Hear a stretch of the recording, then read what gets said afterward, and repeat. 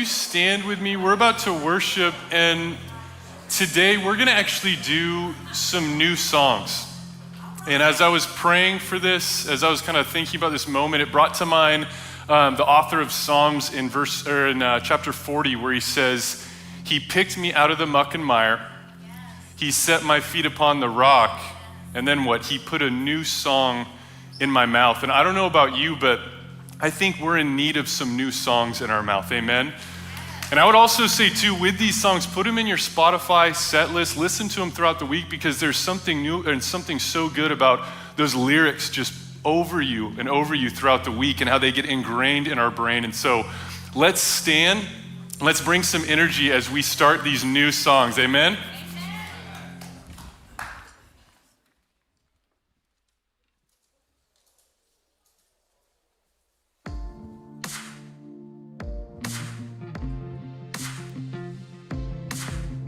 Your favor waits within the future.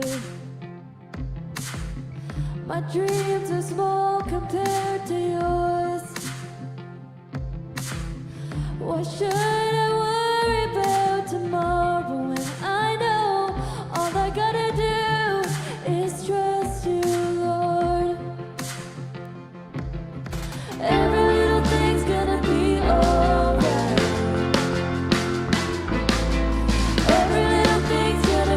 Just fine. Whether I can see it now, I know you will work it out for good. Every little thing, everything will be alright.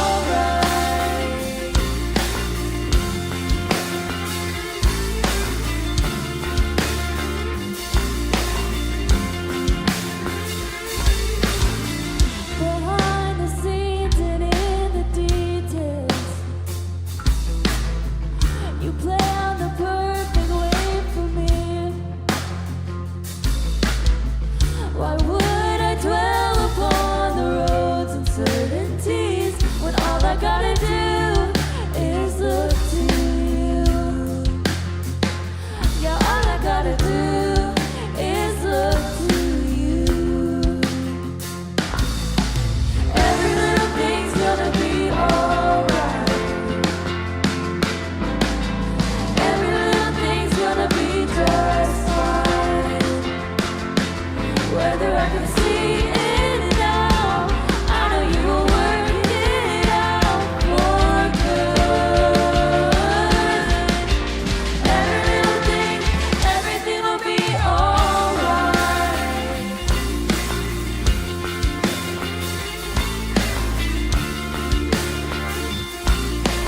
Every little thing, every little thing.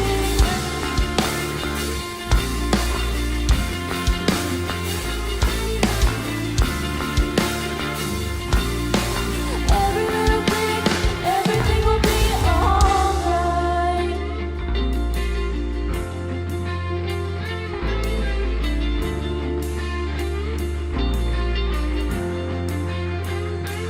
Whether I can see it now, I know you will work it out for good. Every little thing, everything will be alright.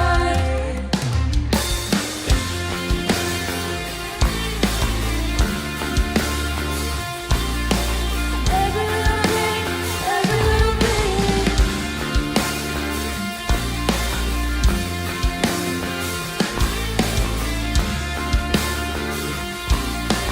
Every little thing, everything will be alright.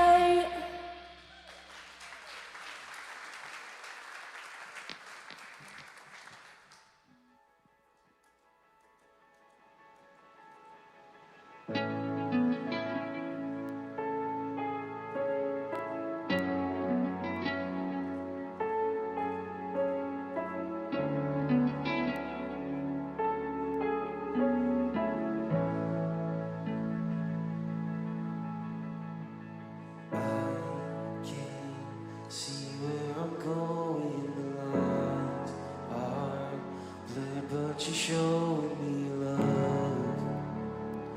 Love in the midst midst of the dark, and I don't know what you're doing, but blindly I am pursuing you now. Good Shepherd, lead my heart. Come and do what you wanna do.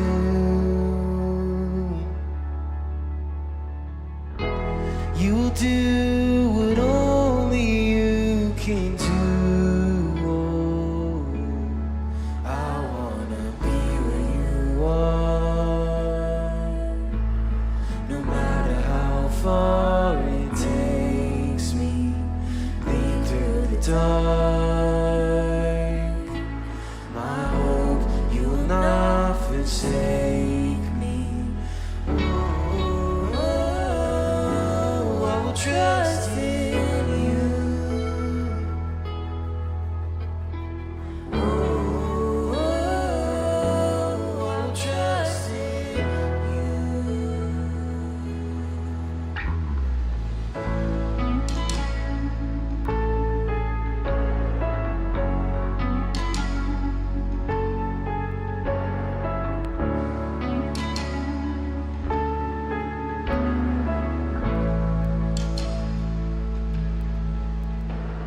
And when don't know where you're taking me, but I know that you're making me like you. The old is washed away. And when I'm tired of contending, I know you won the beginning and end. Jesus, you are here now. Come and do what you wanna do.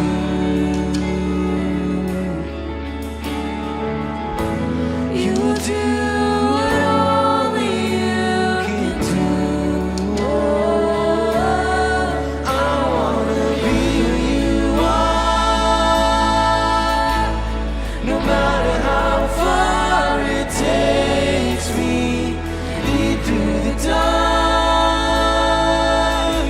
my hope you will not forsake me. Oh, I'll trust in you.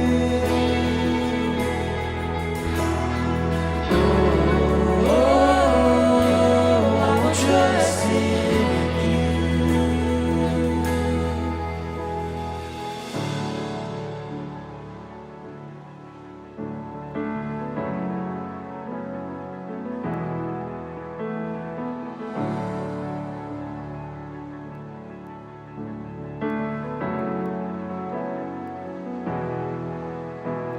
So bring on the waves.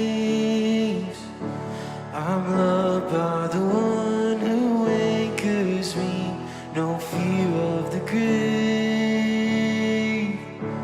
I walk with the King of victory. So bring on the waves. I'm loved by the one who anchors me. No fear of the grave. I walk with the King of victory.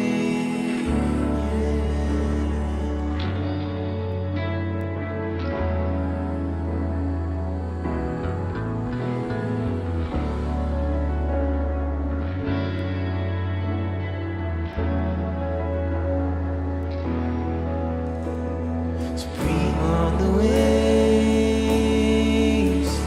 I'm loved by the one who anchors me. No fear of the grave. I walk with the King of victory. So bring on the waves. I'm loved by the one who anchors me. No fear of the grave. I walk with the King of victory.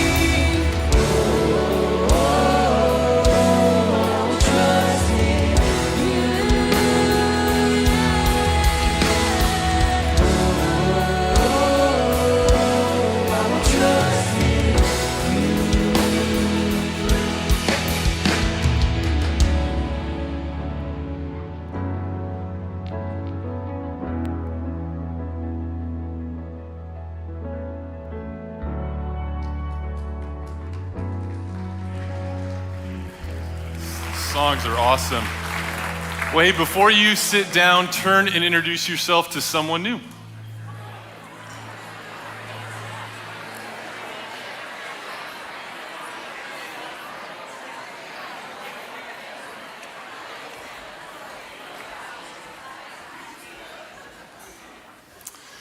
Well, good morning. Welcome to Journey. My name is Nolan. I'm one of the pastors here, and just a special welcome to any of the newbies. Anybody who's just maybe a friend invited you, you found us on Google, or you entered, into the Google Maps or whatever, and you thought this was Dixieline, and just now you realize that you're in the wrong spot. Welcome. We are so glad that you're here with us, and we also want to extend, we do this thing once a month called First Step.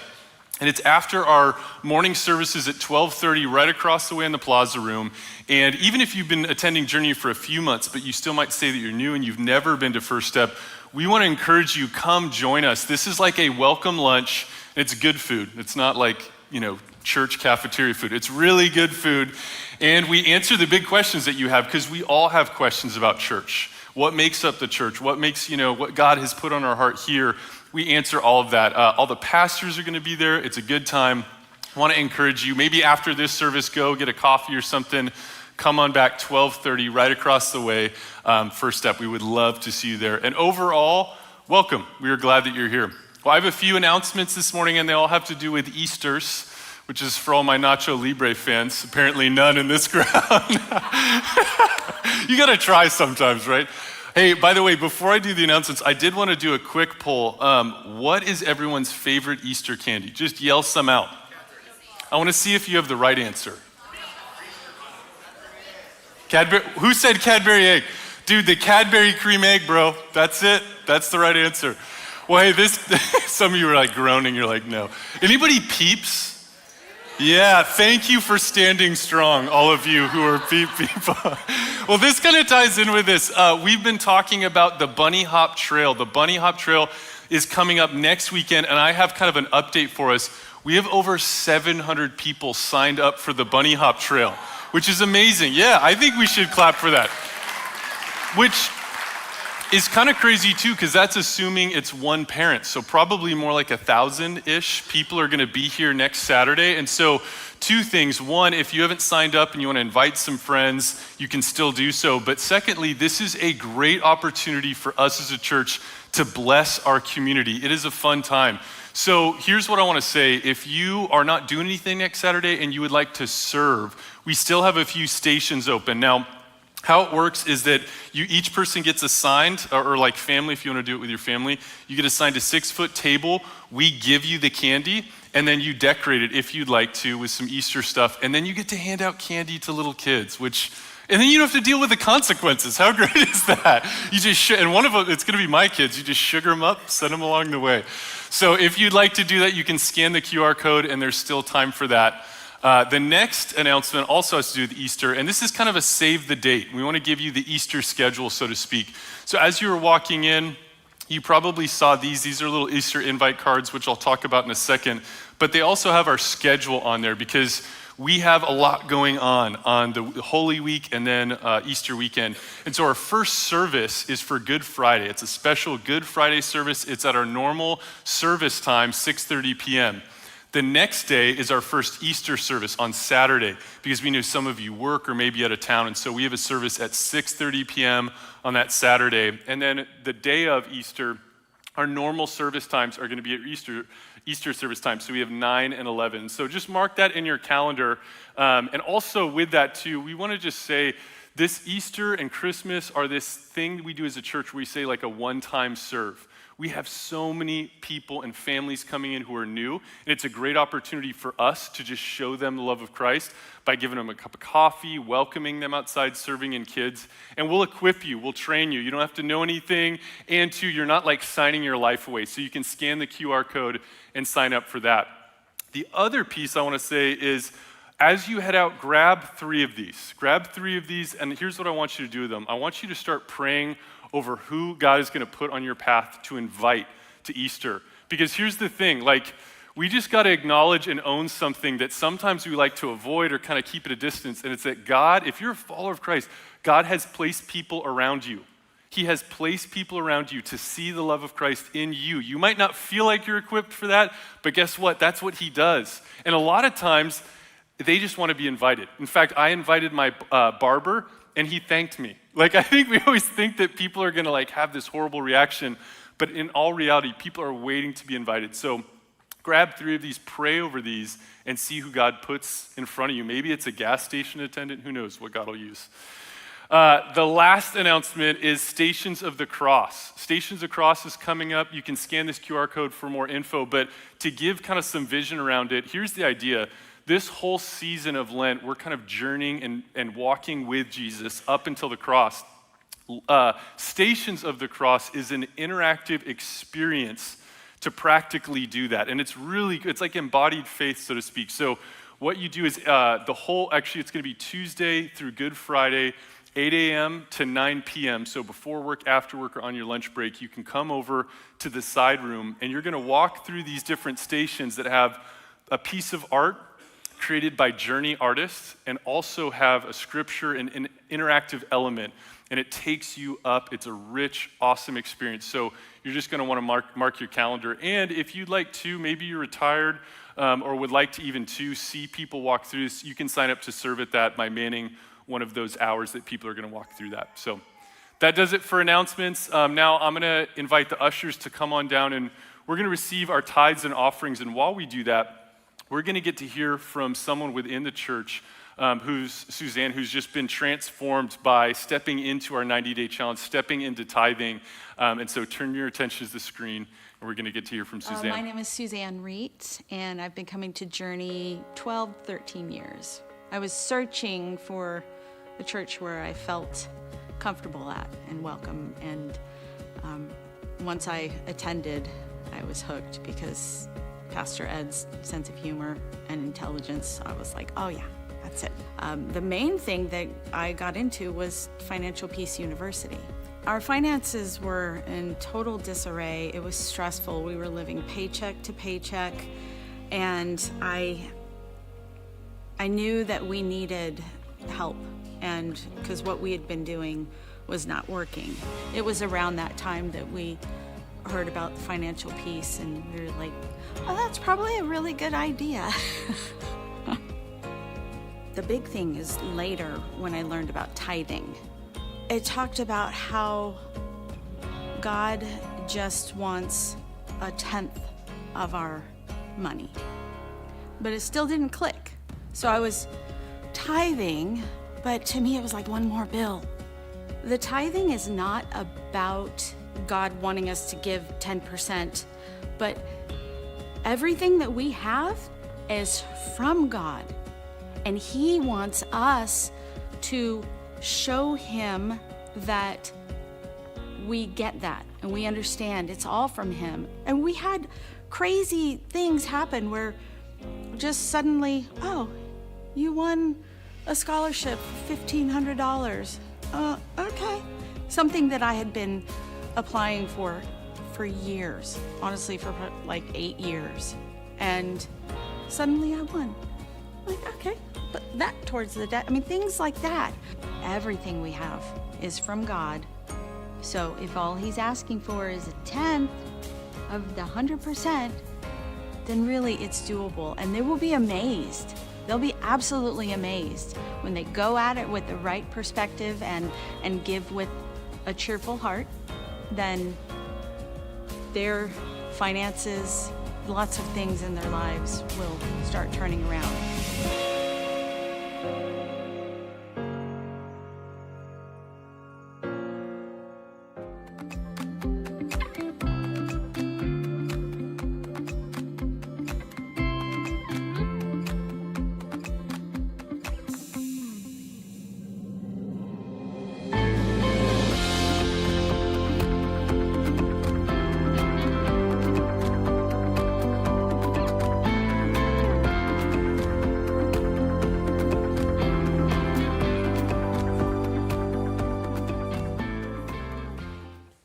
Hey, how are you?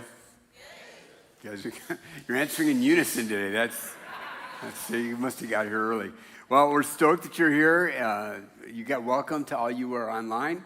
watching. The weather is horrendous outside. There's sheets of rain and tornado-like conditions. So, no, I'm just kidding. It's like for posterity, somebody watched this on YouTube. It's mildly drizzling outside. Hey, we're thankful you're here, and it's going to be a great weekend. If you're kind of new to Journey, Nolan's already said this, but if you're sort of kind of new, or you're a person that wants free lunch, or whatever, there's the first step thing. I'd love to see you there. It's if you haven't done it, even if maybe you've been here a long time, but you've never sat through the first step spiel, that'd be great to have you there. It's really fun. We're at tables, and if you already are into Journey, you're like, wow, this is really cool. So this is why we are like we are. And if you're new, it's kind of your chance to lift up the hood and look at the hood and go, yeah, okay, I get that. And we'll let you ask whatever questions you would like. Where do babies come from? Whatever questions are on your mind, you can ask all those. So sound good? Yeah.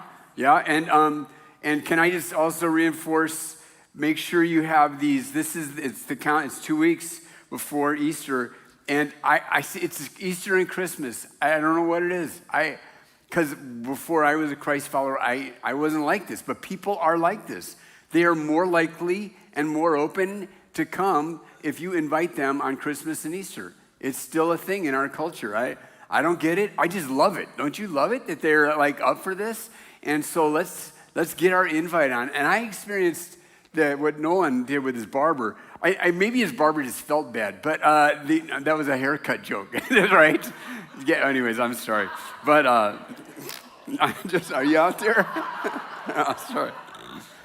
I have one more follow-up haircut joke, but I'm not going to do it. So, I've had that same experience. You invite somebody, and they're like, wow, thanks. And so, this is concrete data, sort of. I actually read this Gallup-like organization, wasn't Gallup, it's somebody else, but they surveyed people who don't go to church, and 65%, that's, for those of you that didn't do well on that, that's over half of them, right, said that their friends they know go to church never talk to them, and they wish they would. Isn't that weird? It's like, so I know it can feel, it's a little bit of a push, a little bit of a stretch, but let's get our invite on. You in? Yeah? You guys in over here? Yeah? They're not in. But this side, you guys in? All right. So on Easter, this side's going to be packed, all right? So, let's get our invite on. So, yeah? Yeah, okay. You all right? Did I hurt? Okay. It's oddly quiet when it shouldn't be. So, if you would take your outline out, if you have it, it's kind of a weird and different sort of outline this week. And what we're doing Easter-wise is we're like walking with Christ to the cross. Like last week, Jason was here. Wasn't that a great message, by the way? So good. And I was here Friday, and then since Jason was here, Sunday I went up to Big Bear with most of my fam, not all of them, and we were there to teach Augie and Ezekiel to ski, my grandsons, how to ski, and it was awesome. It worked really well, surprisingly well, and because you figure little kids, like 5-year-olds, they're good for an hour, you know what I mean?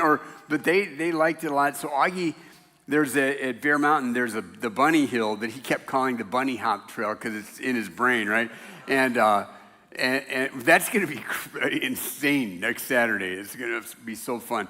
And then right next to that, the lift at the bottom, there's a lift that takes you about a third of the way up the mountain to it's a green trail. And so he thought it was called the Green Trail, like the Green Mile or something, I don't know, Green Book, But so he insisted on going up that. And we were telling him, okay, that's all.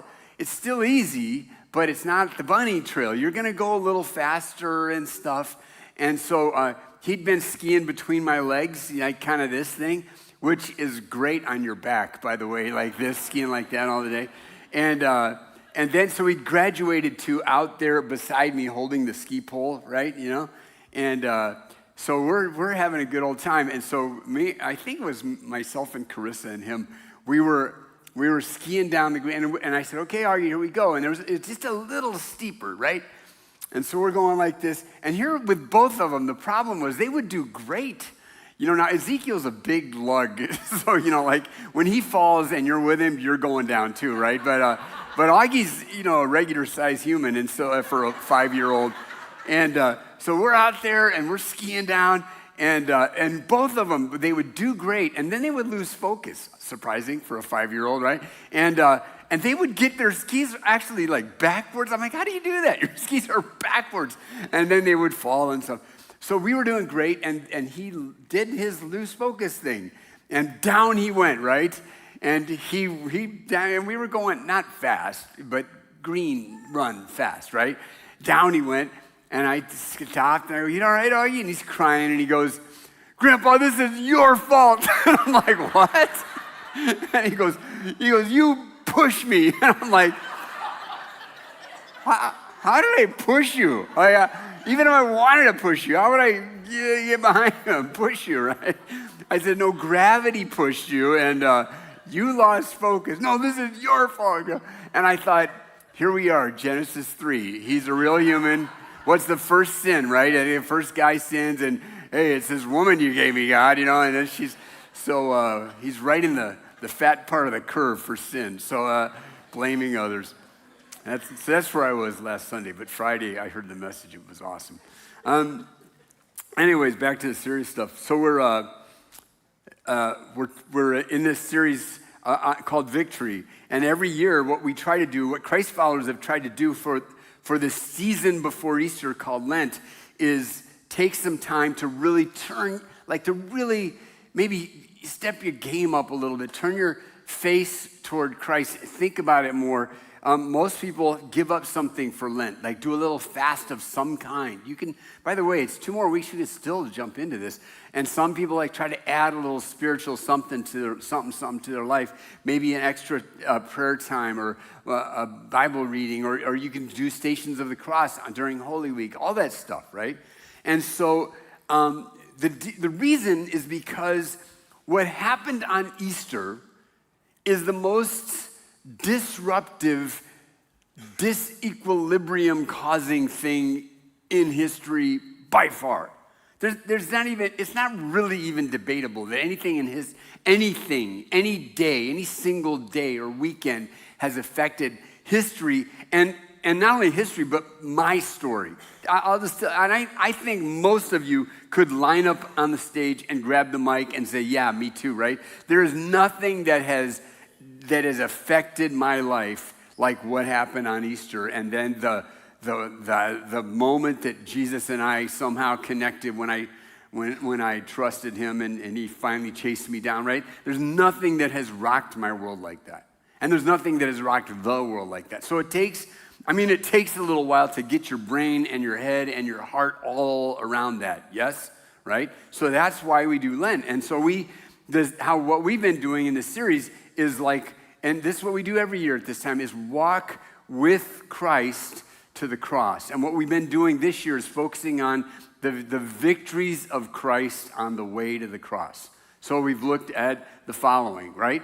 And here's the premise. The verse there, I would like to suggest to you that this is your Holy Week verse, your Easter, coming up to Easter verse. So how about if we read it together, okay? It's worth memorizing, actually. Ready? Are you ready to go? Here we go. For if while we were enemies, come on, say it. Come on. Much more.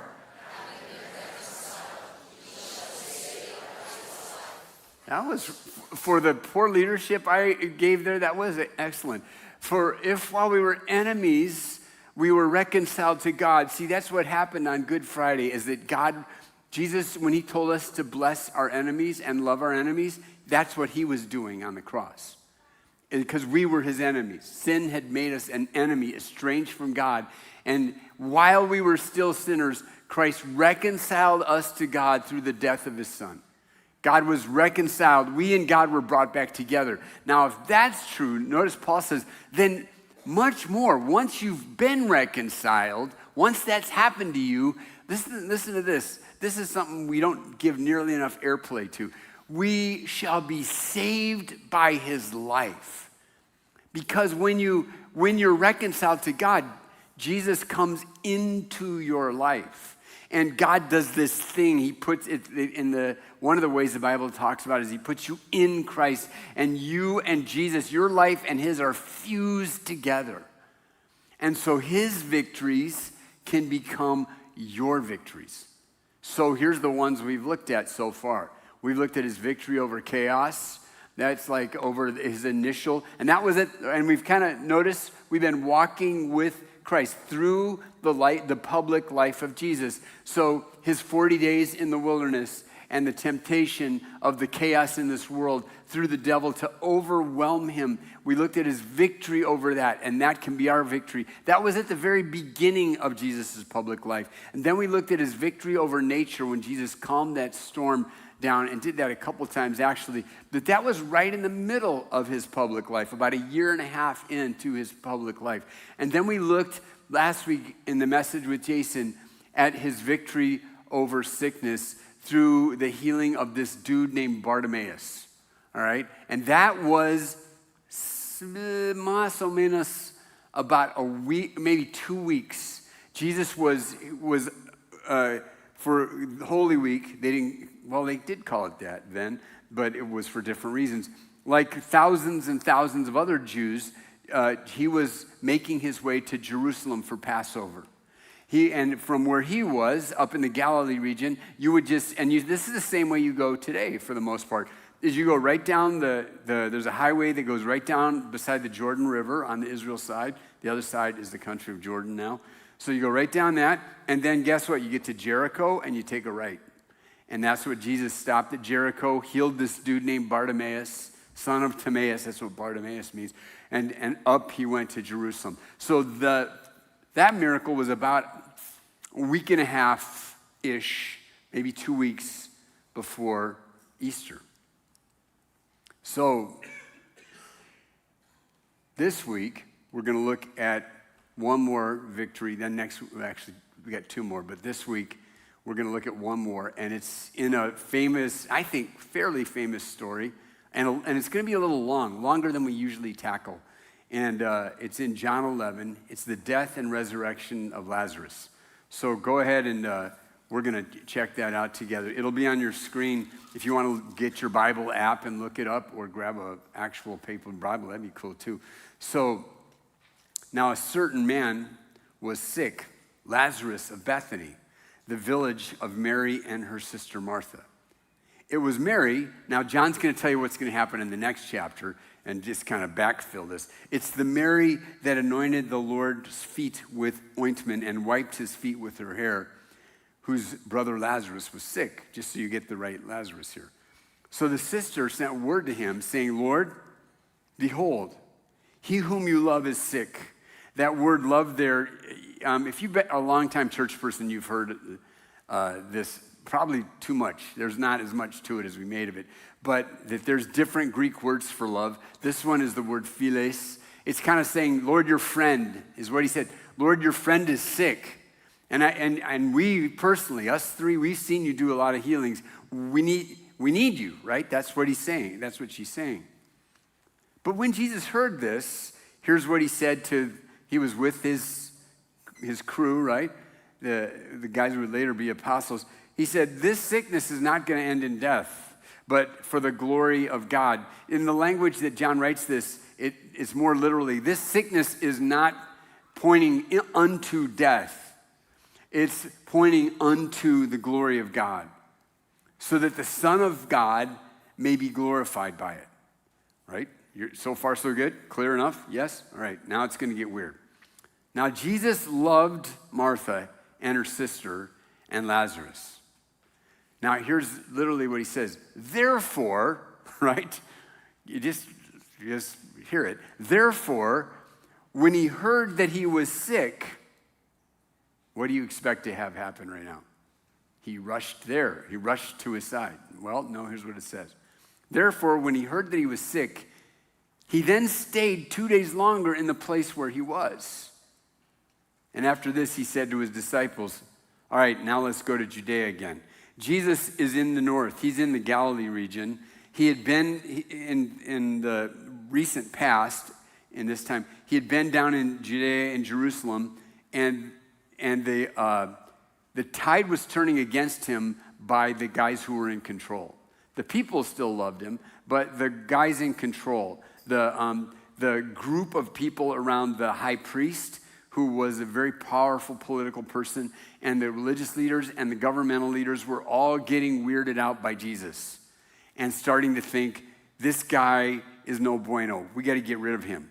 And so the guys, when Jesus says, let's go there again, here's what they say. The disciples said to him, Rabbi, the Jews were just now seeking to stone you. When he says the Jews, he means the Jews that live in Judea. That's what John means by that. John himself is Jewish, so it's not any weird anti-Semitic thing or anything. He said, they were just now seeking to stone you, and you're going to go there again? And Jesus says, are there not 12 hours in a day? If anyone walks in the day, he does not stumble because he sees the light of the world. But if anyone walks in the night, he stumbles because the light is not in him. Fascinating. We're just going to keep going, all right? And then he said, after this, our friend Lazarus has fallen asleep, but I go that I may awaken him out of sleep. The disciples are thinking, oh, good, he's asleep. That means he's getting his rest. He fine. They said that. And he goes, if he's asleep, he'll recover. Now, Jesus had spoken of his death, but they thought he was speaking. Now, John was one of the they. That's why he said they. Because we thought he was speaking of literal sleep. So Jesus said, all right. You just wonder how many times, like at the end of these 3 years, if Jesus started to have these wrinkles right here, like in your head, from doing this, like this. All right. So Jesus goes, Lazarus is dead. Clear enough? You with me? All right. Él está muerto. All right, he's dead. So we come to the victory that is the big kahuna victory. We looked at his victory over chaos and nature and sickness. But I think if we're honest, none of those mean very much if we also don't see his victory over death, right? Oh, it's great. Yeah, it's great. You're a victory over chaos and nature and sickness. But God, but we down here, us humans, we have another problem. It's pretty widespread. It's that every one of us dies. We don't like that, and it's kind of freaking us out. It's victory over death. It's really quiet in here at this point. It's like, yeah, right? I think it's been 4 or 5 years ago. I ran into this book by this French philosopher. It's translated into English, of course. His name is Luc Ferré or something like that. Sure, it came with a free croissant, so I bought it. And it was called A Brief History of Thought.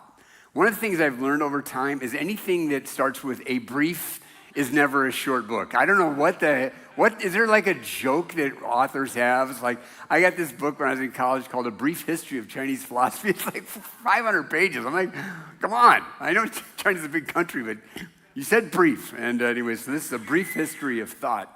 And so here's the deal. This guy, I really was interested in this because this guy's not a Christ follower. And in fact, he said, to his shame, he said, I'm embarrassed about this, but I was a professor at one of the leading universities in France teaching on the history of Western thought, right? And I had never read the Bible and didn't know anything about Christianity.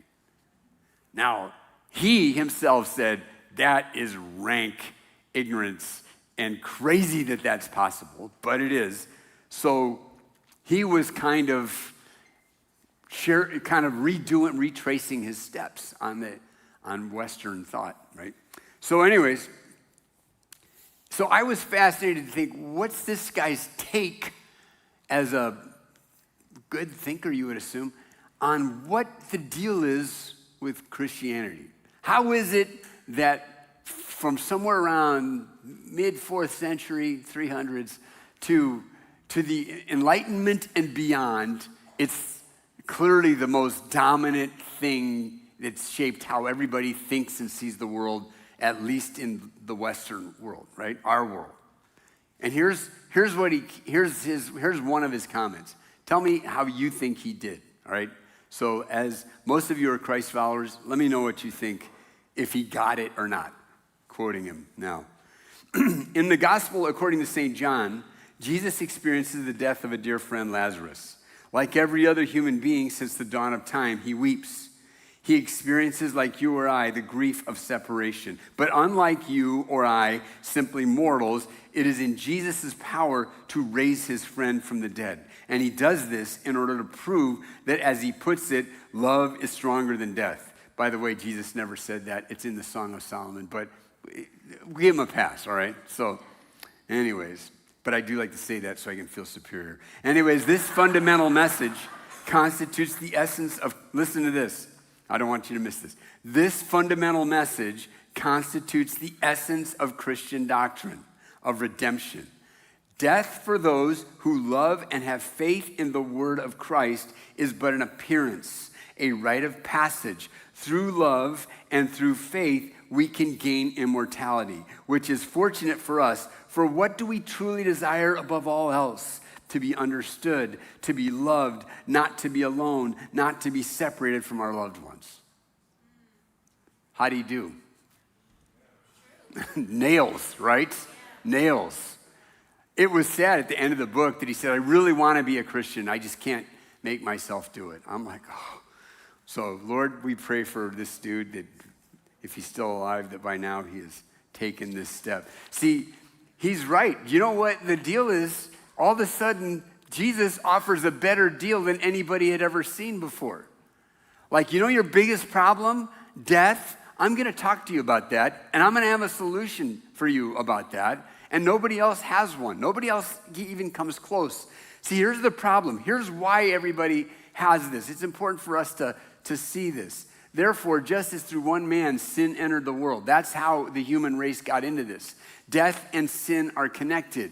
Okay, sin enters the world, and death through sin. And I know, I always want to stop you when you say, yeah, but that's not fair because I'm not the one who did that. It's like, yeah, but death spread to everybody. You know why? Because everybody sins. It's not like you didn't add your 2 cents to the eating of the apple. It wasn't an apple, but you know what I'm saying? It's like all of us have said, yeah, I'm with them. We've all done that like idiots, right? Except Jesus. Now, here's a little side note. One of the purposes, here's the thing. There's 4 gospels. Are you aware of that? There's 4 things in the New Testament that are called gospels. They're stories of the public life of Jesus. Anybody can name them? There's Matthew, and then Mark, and then Luke, and then there's John. Now, John was written somewhere in the neighborhood of 20 years after the other 3, after people had widely read these. John doesn't rehash the story that the other 3 like start from the beginning and assume that you don't know anything about this and off they go, right? John is saying, I'm assuming you know the basic facts, and he's adding all this material and arranging it, and he's got an agenda, and the agenda is that you will believe in Jesus and have eternal life. I'm not guessing that. John says that at the end of the gospel. I wrote this so that this would happen, right? Now, John, here's the deal. John knows that you probably know the story of Easter, and that you know that very soon in the story, there's next weekend called Palm Sunday. And this is, okay, remember, this is the ancient world. There's no TV, there's no media, even mail and stuff. So so here's what John's answering this question. How did these huge crowds end up at Palm Sunday cheering Jesus on and thinking, I think that's the Messiah? Because he would do stuff. If you did stuff, say, a miracle like the feeding of the 5,000 in Galilee, how long would it take for that to spread all the way to, say, some place that would take you 3 days to walk to? Are you feeling that? So John is throwing this story in to give you an explanation as to why everybody was going bonkers on Palm Sunday because of what you're about to read right now. Because it's a different kind of miracle than any that Jesus has done so far. You ready? Let's read the rest of the story. Again, let's enjoy the weirdness of it. Here we go. Yet Lazarus is dead, and I'm glad. Truly, what are you? And I'm glad for your sake that I was not there, so that you may believe. But let's go to him. Then Thomas, I'm not even going to say it, but he's widely known as. Don't say it. All right, but guy doubts one time. Understandably, the poor dude. 2,000 years later, everybody, oh yeah, doubting Thomas.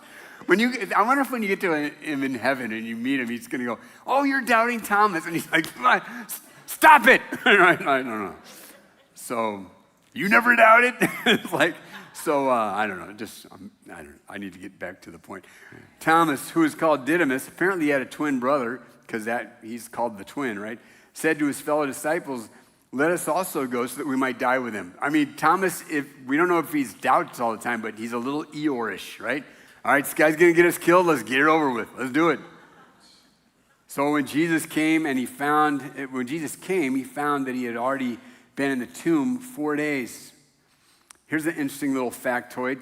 The common Jewish belief, like when you see first tombs in Israel, a lot of them have this little thing, it's about this big, like a little carving. They call it the soul window, right? And they had this view that the soul, now this isn't in the Bible, this is just what they thought.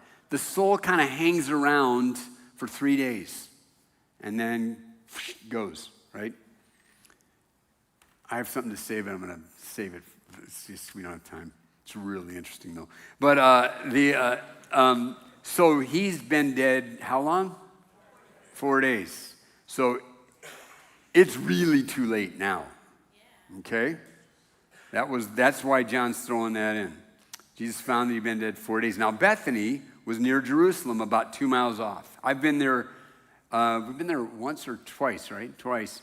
And we loved this place. We named our daughter after this place. Our first church, the church Linda and I met at, was called Bethany. And it's a great name for a church. It means house of the Lord, Beit Ani. And it's a village, it's an Arab village now. And as the crow flies, it's like Mount of Olives. You walk into Jerusalem. Every tourist ever does that walk. It's super steep, by the way. And then on the other side of the Mount of Olives is Bethany. Now, traffic-wise now, it's a pain to get in and out of. It's like one of those, it's kind of like Eastlake used to be, one way in and one way out, remember? It's only without cars. It's like that. It's hard to get in and out, but not then. Now it is. So that's where this happened.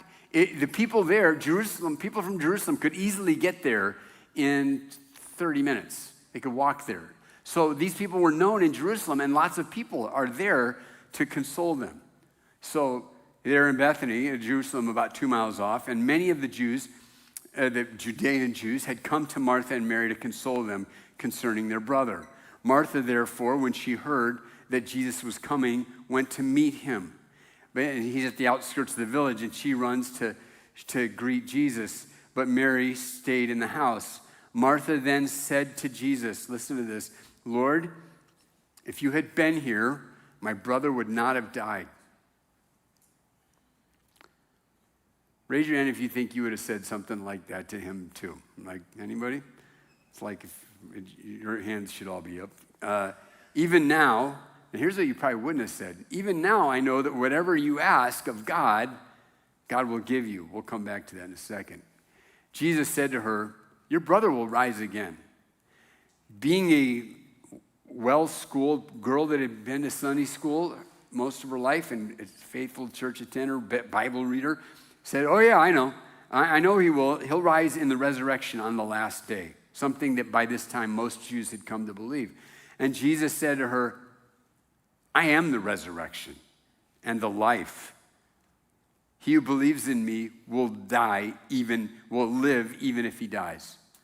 And everyone who lives and believes in me will never die. Do you believe this? She said to him, yes. Yes, Lord. I have believed that you are the Christ, the Son of God, even he who comes into the world. I know who you are. When she had said this, she went and called Mary, her sister. Most of you have been through an experience of deep grief. losing a brother or a sister or a father or a mom or a son or a daughter or something like this. And you've probably, or you've seen it at least. And you if you don't know, here's one thing I've learned. Everybody's different. And nobody can predict what kind of person they're going to be when this happens to them. There's some people that are who aren't normally emotional who get super emotional. And there's some that so Mary is just sitting in the house, staring at the wall, and Martha is running out. She's gone, Jesus is here, I got to, because everybody's different, right? So she goes and says to Mary, because she thinks this will help her sister, she says, hey, the teacher is here, and he's asking for you. And when she heard it, she got up quickly and came to him. Now, Jesus had not yet come into the village. He was still kind of on the outskirts because people were, but he was in the place where Martha had met him. When the Jews who were with her in the house and consoling her, when they saw that Mary got up quickly and went out, they followed her, supposing that she was going to the tomb to weep there. Therefore, when Mary came where Jesus was, she saw him and fell at his feet, saying to him, Lord, if you had been here, my brother would not have died. I think I've heard that before. When Jesus therefore saw her weeping, and the Jews who came also weeping, he was deeply moved. If you have your own Bible here, that's a word you should underline. Deeply moved in spirit and was troubled. And he said, where have you laid him? They said to him, Lord, come and see. And Jesus wept. So the Jews were saying, see how he loved him? This is cool. Look at, man, Jesus, they were true friends. But some of them said, could not this man who opened the eyes of the blind have kept this man from dying? That's 3. Are you catching that? All right. So Jesus, again, being deeply moved, same word, within, came to the tomb. Now it was a cave and a stone was lying against it. That's how they like to bury people if you could afford it, is you would hew out, take a cave and kind of smooth it out, or literally take a rock face and just chisel a cave out of it. And we were driving somewhere in Israel, going east to west. I think we were heading to Mount Carmel from the Jezreel Valley, but I'm not sure of that. But I remember driving, and we're driving along, and we looked on the side of the highway, and there was one of these ancient tombs. It was just like this picture. It was a rock face, and there was a disc-shaped rock rolled right out from it. I'm like, pull the bus over. And like, they have these everywhere there. So we went out and took a picture, and thankfully didn't get hit by cars or anything. And so that's where Lazarus was in one of those. In this case, in this one by the highway, the door was about this big, this high. The one that they think might be Jesus' tomb in the garden, the door is about, what would you say, about this high? Maybe about 5 feet? So, all right? So that's what we're dealing with. Jesus, again, being deeply moved within, came to the tomb. Now it was a cave and a stone was lying against it. Jesus said, remove the stone. Martha, the sister of the deceased, said to him, Lord, by this time there will be a stench. See, unlike us, they didn't eat preservatives all the time, so when you died, it started fast, right? I love in the original, not the original, the older, in the King James Version, it literally says, Lord, he stinketh. I kid you not. I challenge you to look it up. Lord, he stinketh. That's actually closer to what it says. For he's been dead 4 days. Dude's getting ripe. We cannot open this disc. Jesus said, did I not say to you that if you believe, you will see the glory of God? So they removed the stone. Now, most of Jesus' miracles up to this point, it feels like Jesus went out of his way to not make a spectacle about it. Some he did.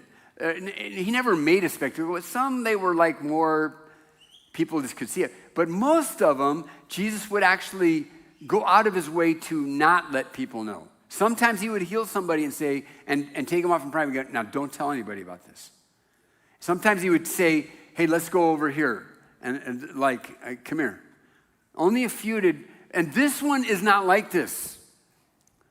Jesus says, there's a crowd of people here. Are you getting this? Big crowd. They're there to console these people, and Jesus says, okay, remove the stone. Everybody's going to go, what? Huh? You know, it's like going to be one of those. And then he talks about the glory of God, and they removed the stone, and Jesus prays this prayer. Father, I thank you that you have heard me. I knew that you would always hear me. I mean, I know. But because of the people standing around here, it's one of those prayers like when you were little or not when you were little, maybe it's when you were little. When our kids were little, we would let them sometimes pray over the dinner, like give thanks. And many times their prayers were more directed towards their siblings than to God. Lord, please help, Bethany to stop bugging me or help Carissa to, they would pray at each other. This was kind of like this. Jesus going, look, I know you always hear me, but they don't know that, Lord. So this is going to be a great chance for them to know what's going on. He says, but because of the people standing around you guys, I said it so that they may believe that you sent me. This is one of those miracles where instead of Jesus going, come here, let's go away from the crowd. And then I'm going to pray over you. Jesus is like this. Hello, is this thing on? Is this on? All right. You guys in the back, can you see? Everybody, you all right? You ready? All right, here we go.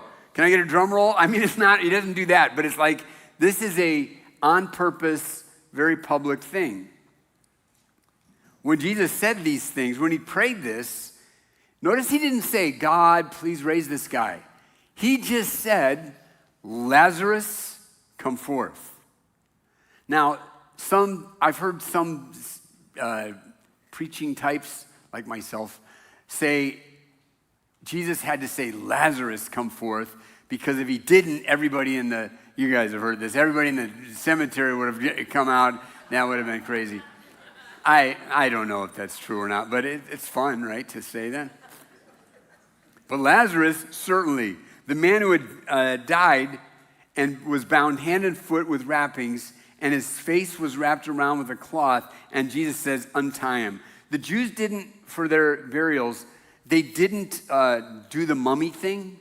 Like, it's not like they made, like the Egyptians, they didn't do that. But they didn't do any embalming or anything, and still don't. What they did is, they started by putting you in a sheet. Like have you heard of the Shroud of Turin, that thing? Who knows if that's what that actually is going on there. Smart people have every kind of opinion on that. But they put a sheet around you, and then they take strips of cloth and kind of wrap them around. Not like a mummy, but just various strips to just kind of hold the body in place. So, dude's in a cave, and it had to be a little bit comical of him trying to get out of this thing, right? But out he comes. Therefore, many of the Jews who came to Mary and saw what was done believed in him.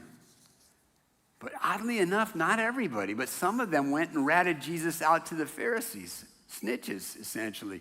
And they told the things which Jesus had done. They're like, oh, we got a real problem.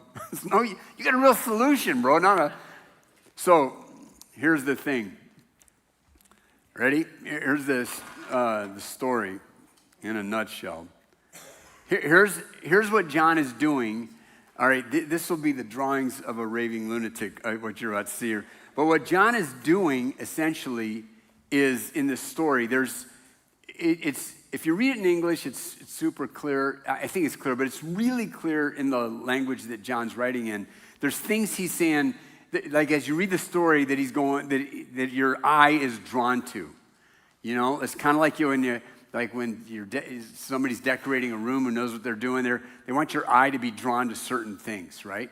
That's what's going on here. There's things that John is trying to say, look at this, look at this, look at this. Don't miss this. And the weird thing about this story is not only that it's this public miracle where Jesus is doing, Lazarus, come forth. I mean, like, it's not just that. It's that he's trying to get you somewhere so that you can partake of Jesus' victory over death. Ready? So the first thing that you should have noticed, maybe you did notice it, is that early on, it says really clearly that Jesus loved them. Did you notice that? I pointed it out to you. He loved them. It's so weird. John wants you to know there's nothing that Jesus did or ever does that's not coming from love. There's nothing random in your life. There's no random suffering in your life. There's no, well, bleep happens. You know, what do you know? Hey, what can you do? Hey, it's just crap that happens. Just life. For anybody that knows Jesus, you're like, well, if God loved me, he would do this. No, if God does love you. Whatever he's doing, it's love. The thing that is that Jesus, John says, he changes the Greek word, by the way, to agapao, right? And says, Jesus agaped them, he loved them, so or therefore he stayed 2 more days. Now, you're thinking, yeah, Ed, what's the rationale there? Well, you got the whole glory of God miracle thing, but no, I don't know. I don't know why he did that. Now, here's what John's doing, is he's trying to say, all right, now see this is it's kind of like he's putting 4 stakes in the ground, you know? Like, and he's going, all right, and then he's gonna, like there's connections between those that are pulling against each other, as it were, right? So he loved them, and then, did you notice how 3 times, or every single set of characters in this story ask the same question, right? What is it? What's the question they all ask? Yeah, you said it like I would say it. Where were you? Oh, you love us. Great. Where were you? Here's the deal. When you lose somebody, this is a little pro tip on how to be around somebody who's just lost somebody. Don't go talking about what God's going to do through this and how God's going to help you through this. Because here's all that person wants. For a long time, all you want is to turn back time and go back to where you didn't lose them in the first place. You don't care about all the, oh yeah, but it's so, God's going to, you're like, yeah, whatever. I just want them back. I just want this to have not ever happened. That's what I want. Where were you? If you would have been here, Jesus wouldn't have died. See, here's what you should do on your outline. Draw like a line between these two, because these are in tension. John's saying, this is like this thing, if you ever took a logic class in college, there's this thing called the square of contradiction. It kind of works like that. But it's like, okay, he loved them, but where were you? Do you see how John's setting that up? It's kind of like they were going, And you know who's like, if there's a hero in this story, you know who it is besides Jesus? Martha. She's so like, if you're a longtime church person, Martha's kind of like the Peter of women, or Thomas, like not treated accurately. Martha says, Lord, if you had been here, my brother wouldn't have died. Here's the thing. But even now, she says, I know that whatever you ask, God will do. Now, don't get the wrong idea. She has no clue about what Jesus is about to do. It's not a category in her brain. Oh yeah, my brother's going to be back. She's not saying that. What she's saying is, look, Lord, where were you? I don't know, and I'm kind of disappointed in you, but I want you to know something. I'm still with you. I'm not going anywhere. I'm me and you, Lord, ride or die. I'm here. See, did you notice also that in none of these 3 cases does Jesus try to straighten people out? Did you notice that? He doesn't say, well, You should trust me. I'm disappointed that you're disappointed in me. Oh, you're disappointed? I'm disappointed. See, all we need to do here is name those feelings. That's what they were doing. And Jesus, notice he didn't rebuke, he didn't correct, he didn't straighten them out. If anything, all he did was feel them with them. Did you notice that? All right.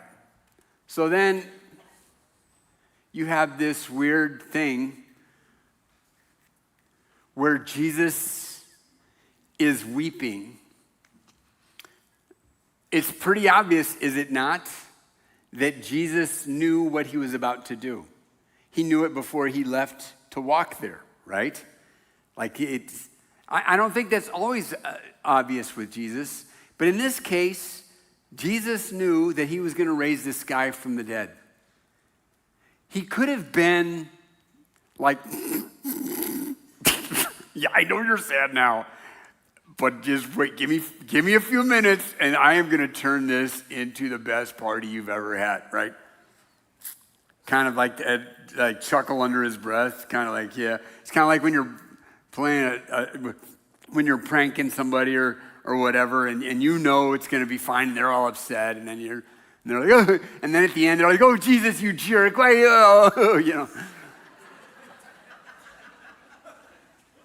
But instead, we see Jesus weeping, which means he was shedding tears. But there's a word that John uses twice. It's a very weird word for the Bible. It's in secular Greek a lot, but not in the Bible.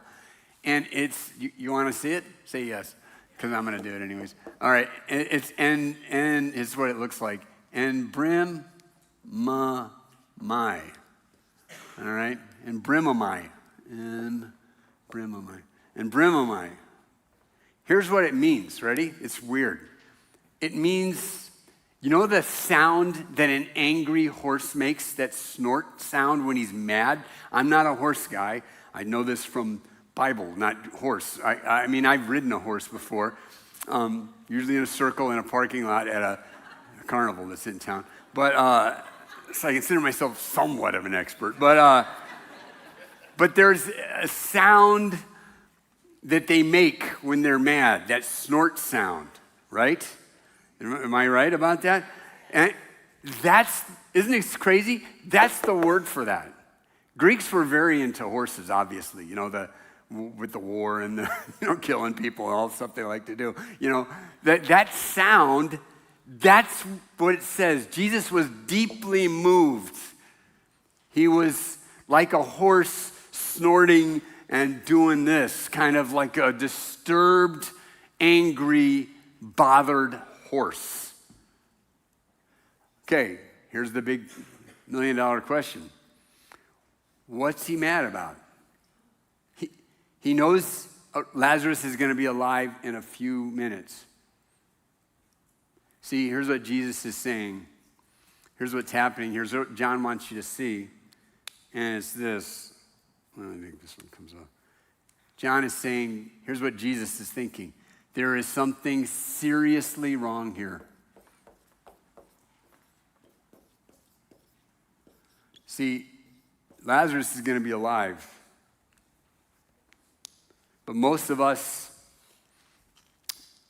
at the gravesides we've stood at for people that we love, they didn't end like that, right? Jesus is imagining the one for your brother and your son and your mom and your wife and your husband. And he's saying, there's something so wrong here.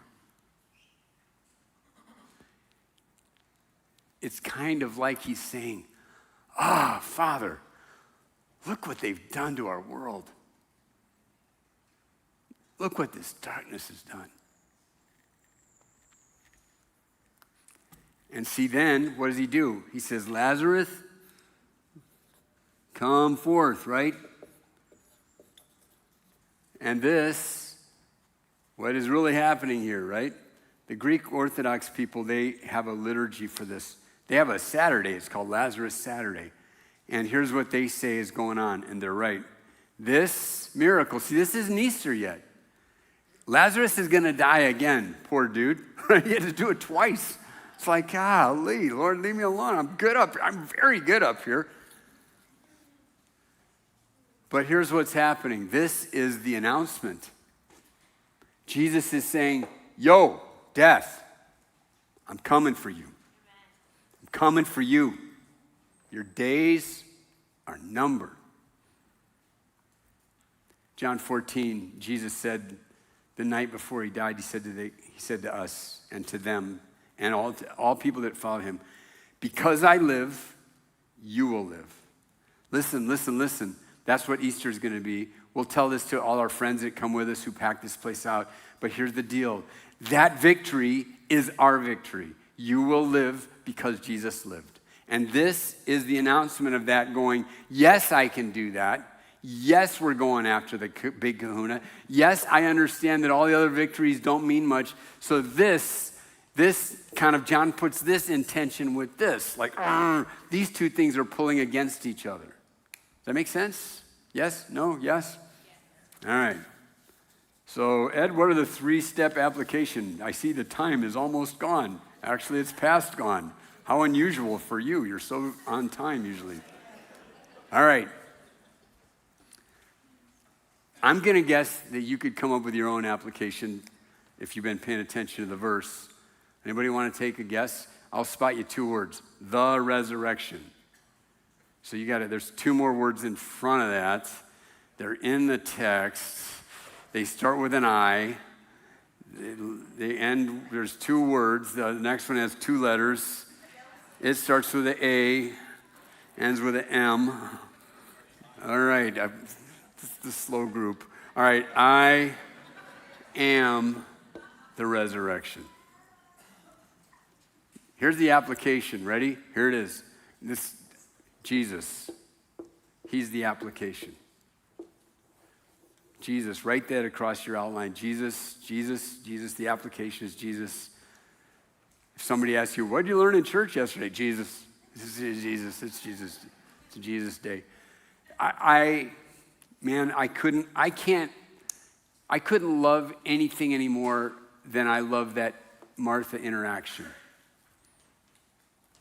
She's just so real and so human and so full of faith and insight. And Jesus takes that opportunity and says, and here's the whole point of the story. Ready? The whole point of the story is in the middle of the story, not the end. Jesus says, listen. She goes, Lord, I get the Bible. I get the scheme. I get the plan. Some of you are like that. I get the plan, to be absent from, and I've said this at your funerals, at your family's funerals. Today I was like, I'm going to wear all these things. I've got all these deals.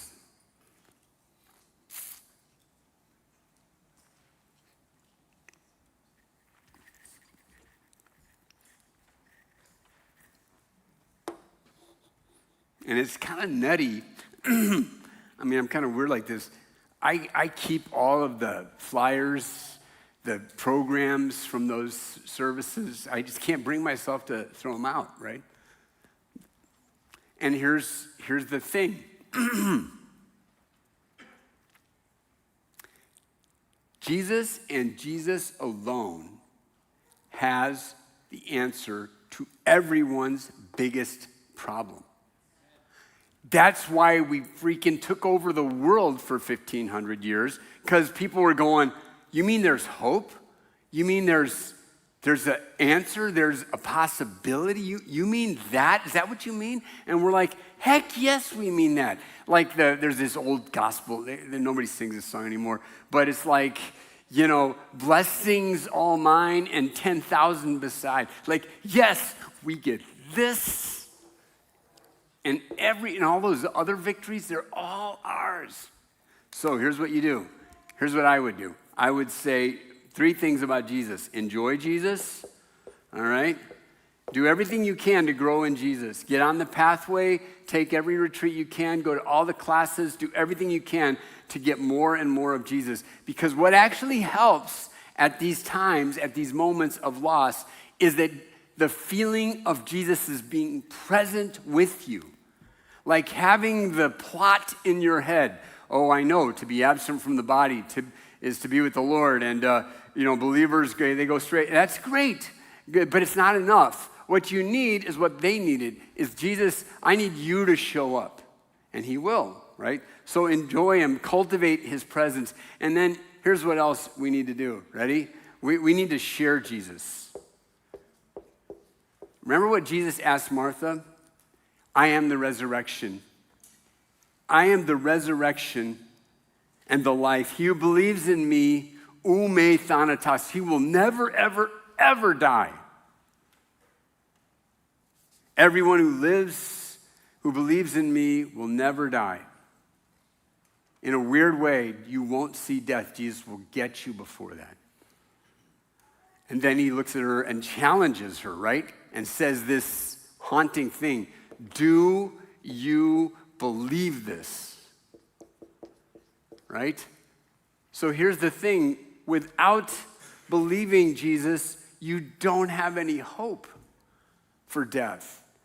So for crying out loud, should we not be doing all that we can to pass this on to people?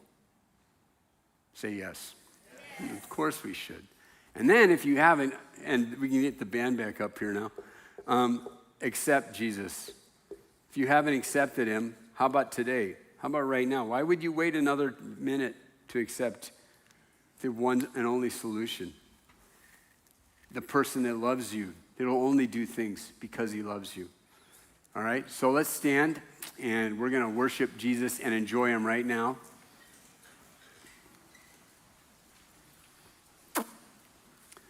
One of the first, some of you could testify to this. If you haven't accepted Jesus, one of the first symptoms, one of the first signs that Jesus has come into your life is the fear of death, the edge. The fear of death isn't there anymore. He takes it away from you and replaces it with this thing called assurance. Now, over time, you can let fears back in, then you just got to kick them out. Therefore, since the children share in the flesh and blood, he himself, Jesus himself, likewise partook of the same. Listen to this, that through death, through his death, Jesus rendered powerless him who had the power of death, that is the devil, who through fear of death held us in bondage our whole lives. Not anymore. Amen? Not anymore. You don't have to be in bondage to the fear of death. One more minute. Yours or your loved ones or anybody that's in Christ has no need to be afraid of death. I don't know about you, but that sounds like really, really good news, doesn't it? So close your eyes. If you haven't accepted Jesus as your Savior, just do it right now. Be liberated. Be set free from the fear of death. You could, if you need help, you could say this prayer. Jesus, I believe that you died on the cross for my sins. That you reconciled me to God and your life will save me. Come into my life, Jesus. I give my life over to you as best I know how right now. If you just prayed that prayer, make sure you either talk to our guest services people on your way out so we can give you a little info how to get this thing started, or go over to our prayer team at the end.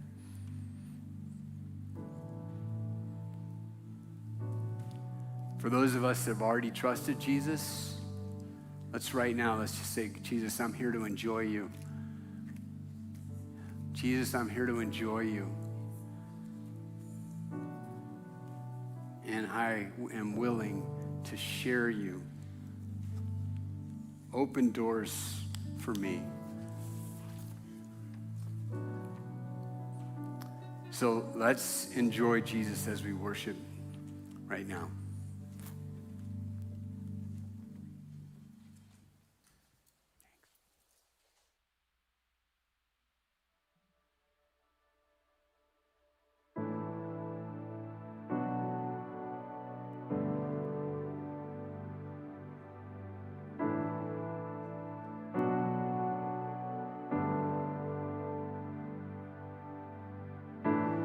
Can't go back to the beginning.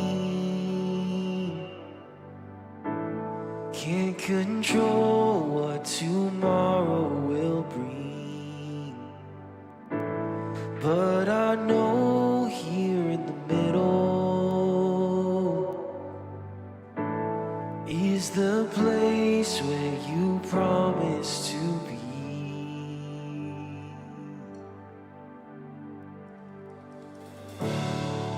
I'm not enough unless you come.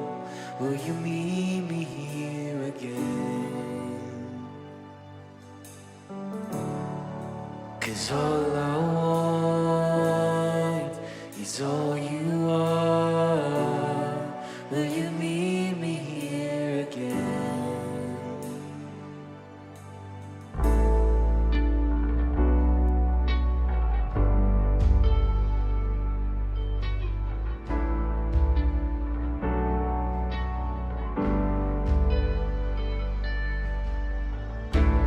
As I walk now through the valley,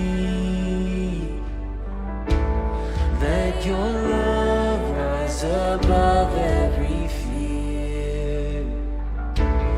Like the sun shaping the shadow, in my weakness your glory appears.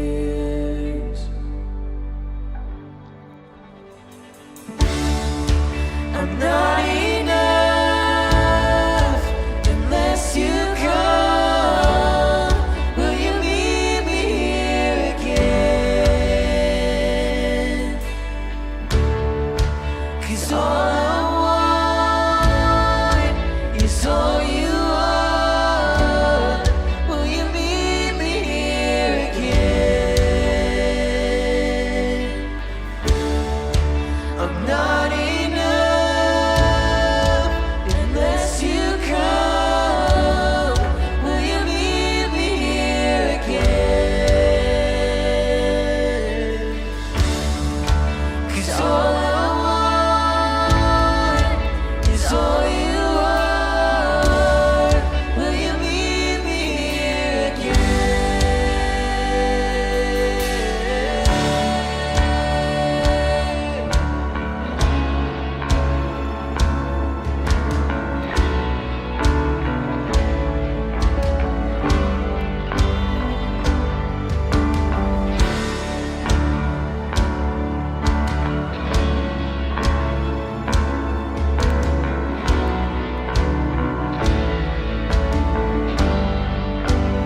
Not for a minute was I forsaken.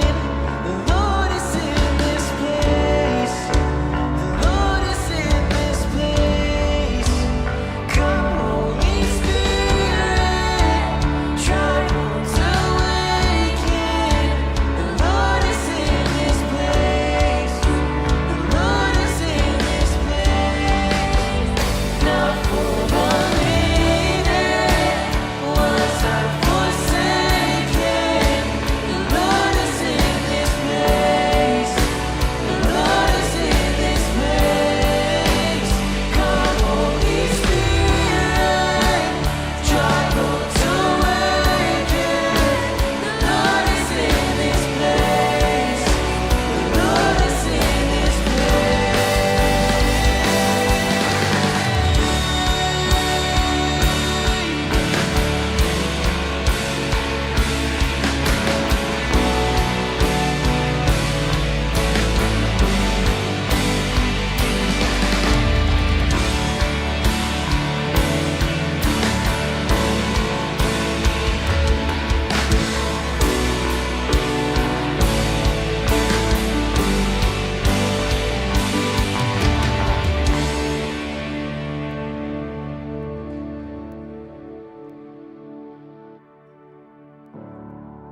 I'm not enough unless you come.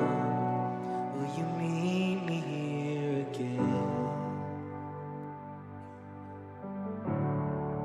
'Cause all I want is all you are. Will you meet me here again? I'm not enough unless you come.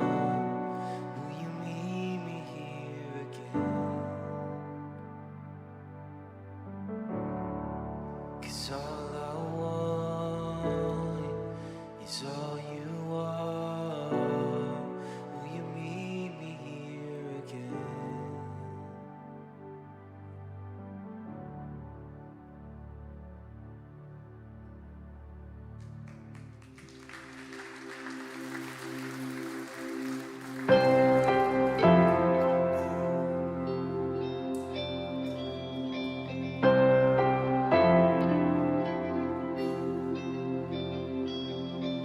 Rumors of the Son of Man, stories of a Savior, holiness with human hands, treasure for the traitor. No ears heard, no eyes seen, the image of the Father,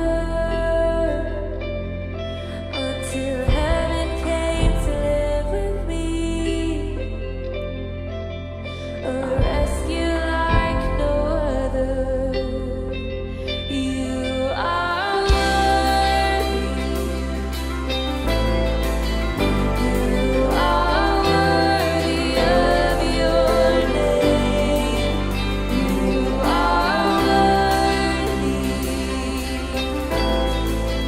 You are worthy of your name, Jesus.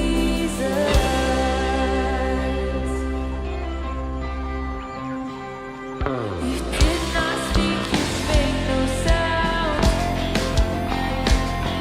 You died for your accusers, and as your blood fell to the ground, you redefined my future. And on the day that you rose, the darkness ran for cover. For the King of Kings has claimed his throne, now until forever. You are worthy. You are worthy of your name. Yes, you are worthy. You are worthy of your name, Jesus.